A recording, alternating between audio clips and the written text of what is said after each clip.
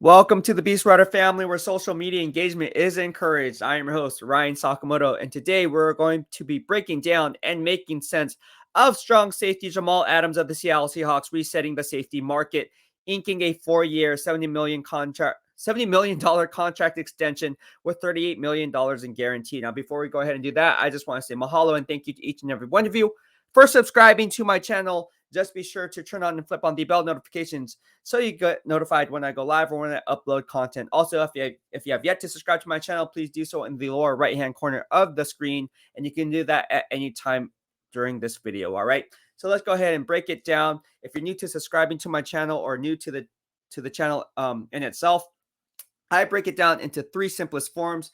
The first one is who are the players or coaches involved. The second parameter is why the move was made or potentially could be made. And the last but not least parameter is the instant gratification versus long-term gains. All right, so let's go ahead and talk about Jamal Adams inking that 4-year, $70 million contract extension up to $72 million with $38 million in guaranteed money, resetting the safety market. All right, so who is Jamal Adams? That's the first parameter, right? Make sure the ticker's up. So Jamal Adams was a 2017 first-round pick, draft number 6 overall at LSU by the New York Jets. And he clocked in at 6 foot, 214 pounds. He ran a 4.56 40-yard dash, had a 31.5-inch vertical jump, and a 6.963 cone drill. These are strong measurables in what you look for a defensive back, let alone a boundary quarterback, would be strong safety, would be a free safety. This is what you look for, and some of the measurables at the NFL Scouting Combine or at their respective pro days. And you want to see if these numbers actually translate what you see on the film. So when I break down game film, I go ahead and look at the college film, run the grades on that, and then I actually project those numbers and see if they match up once the pro days hit and the NFL Combine is going on. So in this case, it checks all the boxes in terms of converting that speed that you see on game film to what he actually did on his pro day. And again, let's go ahead and peel back another layer of the onion to get to the core. He's a one-time first-team All-Pro, two-time second-team All-Pro in 2018 and 2020. So the guy is a three-time All-Pro in his first, 17, 18, 19, 20, 20, in his first 4 years. I mean, 3 out of the 4 years, he's an All-Pro. That's pretty damn good, right? And to think, I know Niner fans, you guys are like, oh man, we should have got Jamal Adams. We could have had Jamal Adams. Yeah, you could have. And I said that would have been played. That should have been the play instead of Solomon Thomas. But Lynch didn't listen to me. Anyways, with that being said, again, he was with the Jets and he played for them from 2017 to 2019 before being traded to the Seattle Seahawks along with a 2022 4th-round pick in exchange for 3 draft picks, 2 first-rounders and a 3rd-rounder. So that's a lot of draft capital to yield, along with safety Bradley McDougald as well. So that's 4 assets that you're trading for, all right? And again, if you want to see what I had to say on that draft analysis and on that trade, you can see that in the description box below, as I covered all NFC West grades, graded all 16 NFC West teams, not NFC West teams, all NFC teams, I should say. And you can go ahead and read that in the description box below so you can see how Jamal Adams' trade impacted the 2021 NFL draft class in my grading system when it pertains to the Seattle Seahawks. I thought they did really well. And again, that got a lot of traffic, to be honest with you. I think got over 2,000 views. And Niner fans and Seahawks fans and everyone in the BEASTwriter family who just loves the NFL game and loves my analysis were chiming in. So it was actually a really good video, I thought, based on the engagement. All right, so let's go ahead and break it down. The second parameter, we now know who Jamal Adams is. Let's break down the second parameter, why the move was made. Pull up that ticker. Well, again, I just said the Seahawks yielding 2 first-round picks means they're what? Means they're pot committed, if you're going to use a poker kind of lingo here. And pot committed means you're putting the majority of chips already on the table. You might as well move all in because you're short stacked. You don't have very much leverage in going ahead and pulling back now. And you knew going into it that he was going to be a top 5 safety in the NFL in terms of getting APY, annual per year. So when you look at Jamal Adams and you make this trade for giving up 2 first-round picks along with a 3rd-rounder, and then you give up Bradley McDougald, yeah, you're going to be thinking long-term. Again, the instant gratification for long-term gains. They're looking at the long-term gains here and saying, you know what? We don't know what we're going to have with these 2 first-round picks. And to be honest with you, our first-round picks don't really pan out. If you're GM John Schneider, you can kind of just go down the record and you can kind of see he doesn't even use draft picks majority of the time when it comes to his first rounders. So with that being said, he said, you know what, let's go ahead and get strong safety Jamal Adams, team him up with Quandre Diggs, and then we can kind of bring back that Legion of Boom mentality. Sort of, right? No one's going to be the next Cam Chancellor. That Cam Chancellor was a beast. Anyways, that's why you do that. And again, you don't trade multiple first rounders for a stopgap player, right? If there's going to be any financial contract snag, you would have addressed that and would not have made that move going into a blockbuster deal like the one you made for Jamal Adams. So that's why I think Jamal Adams was basically in play all along, because again, the Seahawks were pot committed, and again, they were short stacked, and they said, you know what, we just need to give this guy what he's worth, because when he's healthy, he gets the job done. He gets the job done. All right. So again, brings me to my next banner here. Let me pull up the banner. Topic, I should say. Jamal Adams signed a 4-year, $70 million contract. I just talked about that. $38 million in guaranteed money, making him the highest paid NFL in terms of APY from the safety position, valued at 17.5 APY. All right, annual per year. And again, if you follow me on the BEASTwriter family, whether it be on YouTube, Twitter, Twitch, you name it, Discord, I will go ahead and break it down and post these videos and how those that were in the past, like even months ago, are relatable to this one. Look, case in point, you can see the description box below. I always tie in my earlier podcast that I did weeks ago, months ago, and how they tie into this one, because I cover all 13 NFL teams, and I like gaining different perspectives from different personnel people, right? So here in this case, we're talking about GM Randy Mueller, my man. GM Randy Mueller, former GM of the New Orleans Saints back in 2000, Executive of the Year. We talked about this. We touched on how in today's NFL, based on the rules and based on fantasy football and so forth, and where the NFL is trending, it's a pass-happy NFL, and no longer can you have a traditional box safety. And he made a great point. I was like, hey, Randy, what do you think? Don't you agree with me that you need an interchangeable safety who can do both? You can't just be a one-trick pony as a box defender or a one-trick pony as a traditional cover-free safety. You have to be able to be both. And you said, yeah, I absolutely agree with that. And then he mentioned Jamal Adams. He struggles in liability and pass coverage, but it's a stout, excellent run defender. Think of him as an outside linebacker or an edge rusher. Ever notice when you watch ESPN or NFL Network the past few days, you ever notice Jamal Adams highlights in the stat line on the ticker on the bottom? What is it? How many quarterback pressures he has, how many sacks he racked up. Oh, he set the NFL record for defensive backs for sacks in a single season with 9.5. Cool story, bro. But how did he do in pass coverage?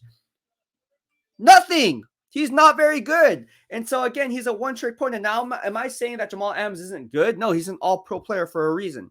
He is a very good run defender. But when it comes to playing the pass, he is a liability. And again, I think the Seahawks overpaid, but they were already pot committed. I do like Jamal Adams. I do like him. But again, if you're going to be paid the highest paid at the position, whether it be strong safety or free safety, you better be interchangeably able to do both. All right, which I'm going to talk about another player in this podcast and how that affects that player. But again, when you look at it, you have to have a safety that can play both. You just have to have a safety that can do both. All right. So let's go ahead and talk about that player, right? So now that Jamal Adams inked that deal, there's a lot of safeties around the league that are looking at this and saying, you know what? Jamal Adams is a one-trick pony, and I'm not a one-trick pony. Case in point, the Honey Badger, Tyrann Mathieu, right, from the Kansas City Chiefs. In my grading system, he was the number one overall ranked safety, whether it be free safety or strong safety, in my grading system. Again, I don't rely on PFF. I have my own grading system. All right. And a little background on Tyrann Mathieu as we break down his parameter on who is Tyrann Mathieu. Well, he broke into the league in 2013 as a third-round pick, number 69 overall, by the Arizona Cardinals, right? He's only listed at 5'9", but he weighs 186. So is he short? Yes. But is he small? No. There's a difference between the two. 186 at 5'9" means he has the lean muscular strength and what we like to call the core belly muscle strength to really get it done, right? You just look at his frame and people just look at his arms, or look at his frame overall. And I do this because I compete for a living, obviously. That's part of what I do. So in essence, Tyrann Mathieu is not strong. He's built Ford tough. Get it? No pun intended when it comes to that Ford commercial. But you guys get what I'm saying, all right? 5'9", 186, ran a 4.5 40-yard dash, had a 34-inch vertical jump, and a 6.873 cone drill. Again, these measurables check off when he played at LSU. Ironically, both Jamal Adams and Tyrann Mathieu came out of LSU factory defensive backfield. So did Eric Reed back in 2013, that same draft class, if I'm not mistaken, where the San Francisco 49ers moved up, I believe it's from 31 with the Dallas Cowboys to what number was it? I believe it was number 18. And they moved up X amount of spots. Was it 13 spots, 14 spots, and got free safety Eric Reed. And then the Dallas Cowboys in the tail end of the first round at number 31, if I'm not mistaken, got Travis Frederick. I can't believe I remember that. If I got it right, I got it right. Anyways, let's move on. But you get what I'm saying. The LSU factory in the defensive backfield was and still is the standard, right? You have Derek Stingley Jr., who I'm going to talk about in 2022. He may come out. He's a beast. And then you look at guys like Patrick Peterson is the obvious choice. Morris Claiborne, didn't really pan out. But again, in this case, Tyrann Mathieu panned out, right? So let's go ahead and stay on Tyrann Mathieu. He played for three teams during his 9-year career as he enters his 9-year career, his 9th year, I should say. He played for the Cardinals from 2013 to 2017, then played for the Texans on a 1-year prove-it deal, and then before signing with the Kansas City Chiefs on a 3-year, $42 million contract valued at $14 million APY. All right. So Tyrann Mathieu is a 3-time first-team All-Pro. I voted him for the second straight year as a first-team All-Pro for Pro Football Writers Association. I have year-end voting rights, yes, and I take my game grades very seriously. That's how I develop on who I think should be chosen as first-team All-Pros. I don't look at the box scores. That's a lazy way to look at stuff. I don't do that. Box scores don't tell the whole story. Yeah, the numbers don't lie, but there is some substance to it. Your analysis also doesn't lie if you know what to look for. And again, I don't care about sack numbers. I don't think Trey Hendrickson, I thought he was overpaid based on the sack numbers. Okay, how is he rated, by the way? How is he rated number whatever it was, 70-something on the top 100? And you don't even put Stephon Tuitt from the Pittsburgh Steelers on there, who was a first-team All-Pro in my grading system and got my vote for first-team All-Pro for PFWA. I'm just saying. I don't understand it. I don't understand it. But anyways, that's for a different story. Let's get back to it on Tyrann Mathieu. He's the best overall safety in my grading system. He's equally dominant versus the run and the pass, something that Jamal Adams is not. So again, you can see where his agent's going to have leverage here and be like, you know what? Tyrann Mathieu is a 3-time first-team All-Pro. He's equally good versus the run versus the pass, just as BEASTwriter. And Tyrann Mathieu likes my stuff. He likes my grading system. He likes it whenever I tag him and post stuff. But this is what Tyrann Mathieu is, right? He's a tough, physical, vocal quarterback of the defense. He's played sound coverage while moving all over the football field pre-snap, disguising his pre-snap recognition, disguising free safety, strong safety cover shell. So that's something that he does really well pre-snap, confusing the quarterback and making those reads pre-snap. And aside from that, you can't ask Jamal Adams to do that. Why? Because he's a liability in pass coverage. So even if he comes up or comes back, I would be like, you know what? I don't even care. I'm not even going to pay attention to Jamal Adams because he can't cover anyways. So whether he shows me a look that he's dropping back in coverage pre-snap as opposed to post-snap or coming up as a run defender, I don't care. Odds are he's going to be coming up as a run defender or blitzing off the edge or blitzing up the middle in the A or B gap or C gap, whatever the case may be. So again, that's where Jamal Adams is not on the same level as a guy like Tyrann Mathieu or a guy like Budda Baker, for instance, right? Those two guys are the standard when it comes to the safety position. All right. So aside from that, he's not a real factor as in Jamal Adams compared to Tyrann Mathieu pre-snap recognition. And then you look at Tyrann Mathieu's ability to get the green light, right? He gets the green light from defensive coordinator Steve Spagnuolo to basically roam, letting his instincts take over. These are some things that I look for in his game. And if you actually do the due diligence, you will know that Tyrann Mathieu, the Honey Badger, in my grading system, has 5 drive killers, 4 quarterback pressures, and 1 tackle win off the line of scrimmage. So again, you can kind of see how disguising those coverages actually help the defense overall scheme and what Tyrann Mathieu actually brings to the table strictly from a run defender standpoint or a pass rushing standpoint. Now, he does have some weaknesses in his game, all right? He gave up 21 first downs last year. That's not very good. That's something he can work on. And he also gave up 9 big plays of 20-plus yards in my grading system. So those two things he can kind of clean up. But nonetheless, overall, when it comes to run versus pass, there is no better safety in the NFL, period. All right? As he graded out a 7.6 out of a 10, 7.3 is a first-team All-Pro. Anything above that is just absolute baller. And he graded a 7.6, all right? But don't take my word for it, all right? Let's look at what GM Brett Veach said, all right?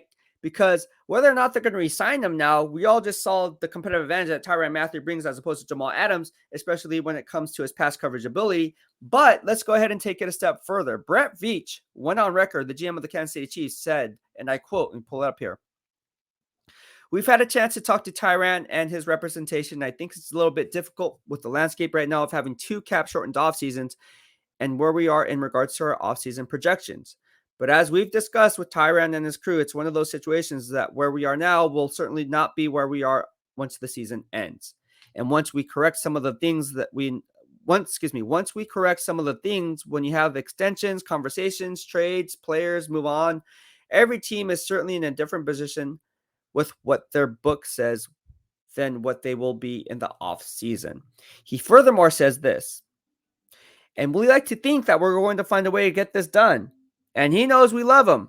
And we know he wants to be here. And right now, for him and for us, I think it's just a timing thing. But there's not a guy in this league I respect as much as him for the way he goes about his business. And listen, a lot of these guys and a lot of these teams, I think we saw the franchise tag period come and go, and no one got done. And there have been a couple deals, but a lot of these bigger deals haven't been done for the same reason. Different players handle it in a different way. And just like you expect from Tyrann, just complete class. I mean, the guy is special. We love him, and we're certainly going to work our tail off to keep him here." All right. So let's talk about and read between the lines on GM Brett Veach. Yeah, I agree with him. Like, they don't have much cap space. I was doing the research, and they only have $8.1 million in 2021 cap space. So ultimately, is Tyrann Mathieu going to reset the market? Because Jamal Adams did, and now we're going to see Tyrann Mathieu, guys like Mika Fitzpatrick, and guys like Jesse Bates III in line to go ahead and reset that market. But we're talking about Tyrann Mathieu right now. And when it comes to Tyrann Mathieu, due to his age, because he's going to be at the 30 now, he's going to be at the 30 age next off season. Is a team willing to make him the highest paid safety in the NFL? I don't know. I'm not so sure. And let's peel back another layer of the onion to get to the core and talk about cap space and timing. You have Pat Mahomes, you have Tyreek Hill, you have Frank Clark, and Chris Jones. All those guys are making upwards of $20+ million a year, APY. All right. Furthermore, let's go ahead and peel back another layer of the onion to get to the core. The team had to revamp the offensive line, right? They don't have Eric Fisher there anymore. They don't have Mitchell Schwartz anymore. Their 2 bookend tackles are now gone. All right. So they had to revamp that offensive line. What do? They go out and get left guard Joe Thuney, making him the highest paid left guard in the NFL, period, valued at $16 million APY. All right. So that's another player you have to take into account. And then if you're looking at the instant gratification versus long-term gains, you have to look at the trade that they made for OBJ. I'm not talking about Odell Beckham Jr. I'm talking about Orlando Brown Jr. And again, he's entering the last year of his contract, and the Kansas City Chiefs struck a deal with the Baltimore Ravens because OBJ, or Orlando Brown Jr., was unhappy getting right tackle money. He's like, "No, I'm a blindside left tackle because I subbed in for freaking Ronnie Stanley on the left side, and I played admirably. And if I'm not going to be playing this position when Ronnie Stanley comes back from that ankle injury that he suffered against the Pittsburgh Steelers, I don't want to be here." And so GM Eric DeCosta said, "Okay, see ya, Oklahoma guy." And it's funny because Eric DeCosta has an affinity for Oklahoma players.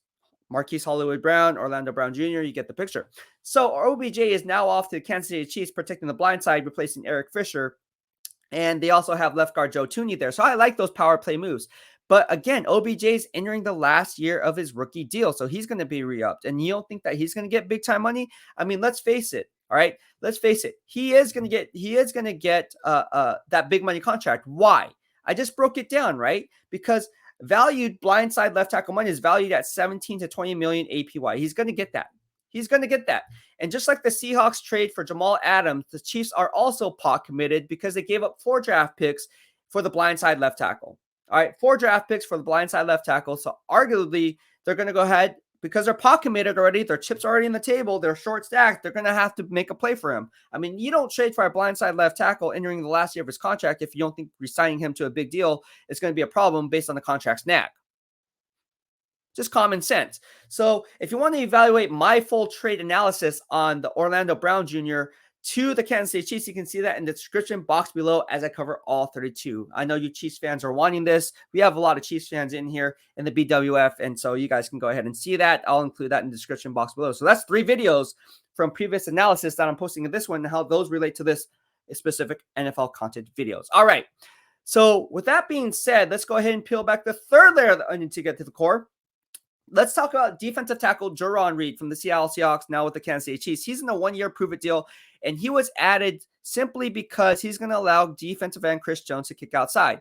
Remember, Chris Jones was kicking inside last year a lot, but now he's going to be kicking outside along with Frank Clark, and now you have two edge rushers on the outside and defensive tackle Jarran Reed in the middle with Nandi in the middle as well. So again, that's one formidable defensive duo up front, and when you look at it from a quartet of defensive linemen, you're going to look at this and be like, oh man, this is a one-year prove-it deal for Jarran Reed. If we do well, it makes the secondary look better because everything starts what? Up front. Teams are built from what? The inside out. Me and my boy Randy Mueller talked about this. So being a firm believer in that, and I think Brett Veach has done that. I mean, his record will prove that. His track record will prove that. I think he's going to go ahead and say, you know what? If Jarran Reed gets 5-7 sacks and us as a unit is doing well, we might not re-sign Tyrann Mathieu. We might be readily invested in OBJ, really invested in solidifying the offensive line on the other side of the ball, or sorry, on the offensive or defense side of the ball with Jarran Reed. So now you're solidifying both trenches, right? OBJ on one side of the ball and then Jarran Reed on the other. And then you also have to evaluate who.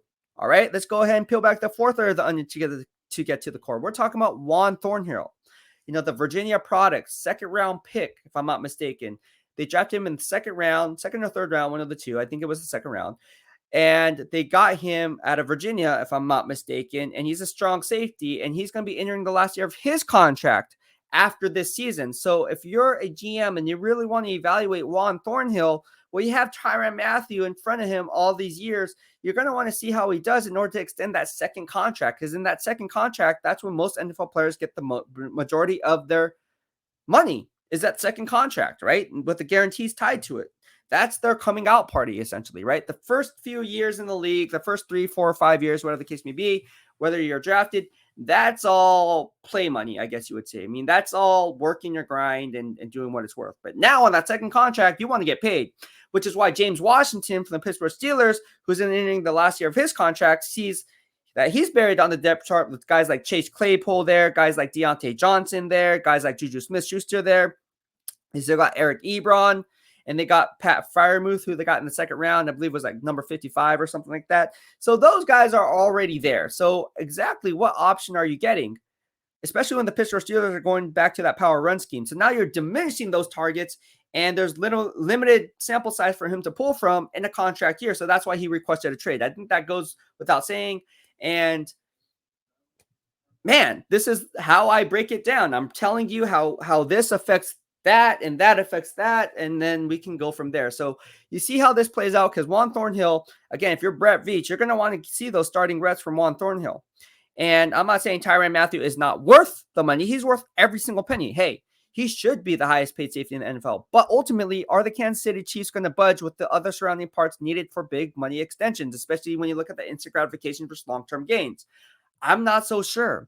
So while Mathieu is the best all-around safety in the NFL, it remains to be seen how much he's willing to budge, not being the highest paid safety in the NFL game, because at the end of the day, there's just not enough money to go around, in my estimation, when it comes to the Kansas City Chiefs, even if they do restructure some contracts, changing some cap numbers, some 2022 cap numbers in the form of the form of a signing bonus, restructuring that deal over the life of the remaining years left on that contract. All right, so a lot of stuff to talk about, but ultimately, Honey Badger, you're the best safety in the game. You should get every penny you deserve. I hope it is in Kansas City, because I think you should finish your career in Kansas City, but that remains to be seen. Well, thank you so much for tuning in to this video, NFL content video, in regards to Jamal Adams being the highest paid player at his respective position, valued at $17.5 million APY, and how that affects the Honey Badger, Tyrann Mathieu, who in my grading system is the best all-around safety, and whether or not he is going to stay in Kansas City or move on elsewhere. Also, I wanted to say a special mahalo and thanks for everyone who joined Discord. We had a big announcement last week. Our big announcement on Discord last week was our massive giveaway winner for my season tickets for the Kansas City Chiefs game versus San Francisco 49ers. We're doing it all again. and section 134. Lightning strikes twice, as we're doing big things on Discord. So join us to see what the BEASTwriter family hype is all about on Discord. I provided that link in the description box below, so go ahead and tune into that as well. If you like my podcast, if you like my video, if you like my NFL content videos, please be sure to hit the subscribe button and give it a thumbs up and engage with me on this platform, because I really look forward to your comments. I like engaging with all of you in the BWF, and share it. Share. And let's start the engagement as to whether you think Tyrann Mathieu is going to resign with the Kansas City Chiefs, reset the market, or move on elsewhere. Thank you so much for tuning in. Have a good day. BEASTwriter out.